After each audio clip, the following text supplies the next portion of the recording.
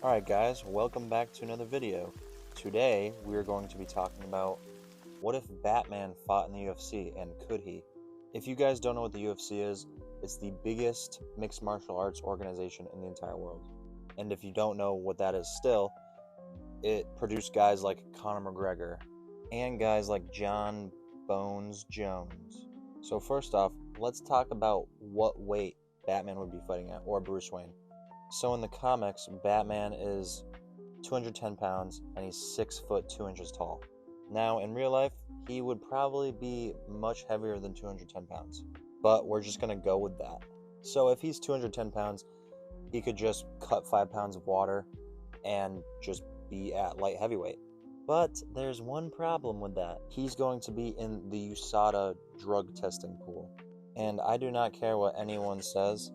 That man is not natural. He is on everything. He's on every PED, every performance enhancer. You're telling me bro's gonna look like this and be able to beat Bane and fall from skyscrapers and live without those? Listen, I'm just trying to be realistic here. So let's just say he downsizes a little bit once he enters that USADA pool. Let's say he goes down to middleweight, 185 pounds. These are the top 5 ranked middleweights in the UFC right now, with the champion being Dricus du Plessis. Now that we have his weight class, let's talk about everything else. So here are the 2 big weaknesses I see with him fighting in the UFC. So I'm pretty sure I've never seen anyone in any comic or almost any TV show go to the ground and grapple. The only time I've seen something like that is when Aaron armbarred Reiner in Attack on Titan. Well, actually, as I'm making this video right now, I just realized that he did use jiu-jitsu in Batman: The Return of the Dark Knight, the animated movie, where he's an old guy. Even so, though, he's probably fought thousands of people and really has barely gone to the ground with anybody. Probably 99% of people he's never had to take down because he could just knock them out because they didn't know how to fight or something. His other weakness is I think he's pretty reliant on his gadgets. His whole suit is decked out with different gadgets and weapons and all this stuff. So he's really used to fighting that way. Whereas in MMA, you have to play by these rules, and you have certain arsenal with different combat sports that you can utilize. He has those things, but he can also do a bunch of other stuff with his gadgets, his vehicles, illegal moves that he couldn't do in the octagon. And that leads me to my last point. Batman knows so many fighting styles. I think if he were going to do a fight camp, it might be too much, and he might have a hard time putting them all together. So now, basically for his pro list of all the reasons why I think he could do well, it's a pretty long list. First of all, he's basically superhuman.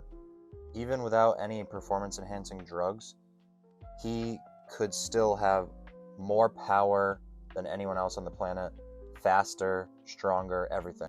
I mean, this guy has fallen from the sky and landed on the ground. He has benched 1,000 pounds. Even without performance-enhancing drugs, he's still going to have insane durability and insane power. The next thing is he's going to have an insane mental ability.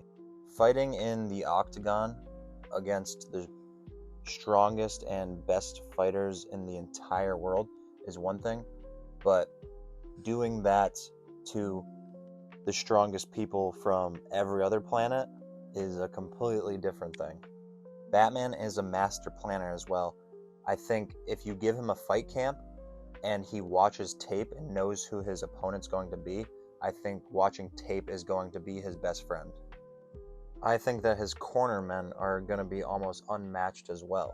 The chemistry of his cornermen with Alfred, Dick Grayson, Jason Todd, Tim Drake, all those guys, Damian Wayne, I think if they all watch tape together and know the opponent inside and out, each and every one of them, having those guys in his corner will be huge. And finally, one of his weaknesses that I stated earlier, I think it's kind of a double-edged sword. He is used to wearing his suit and his armor and stuff, but once he takes it off, he's going to be a lot lighter and probably more agile and even quicker.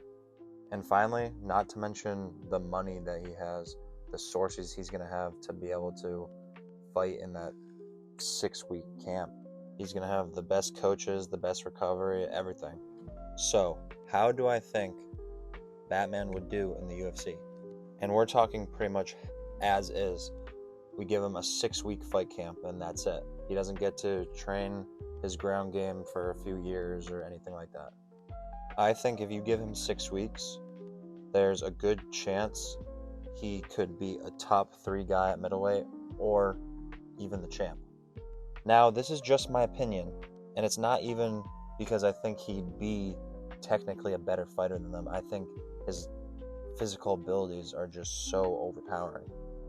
I mean, this guy's going to have Merab's cardio, Francis Ngannou's power, and Tom Aspinall's speed. The last thing that I think would play to Bruce Wayne's strength is people talking crap to him and making fun of his parents being dead and everything that's terrible has happened to him.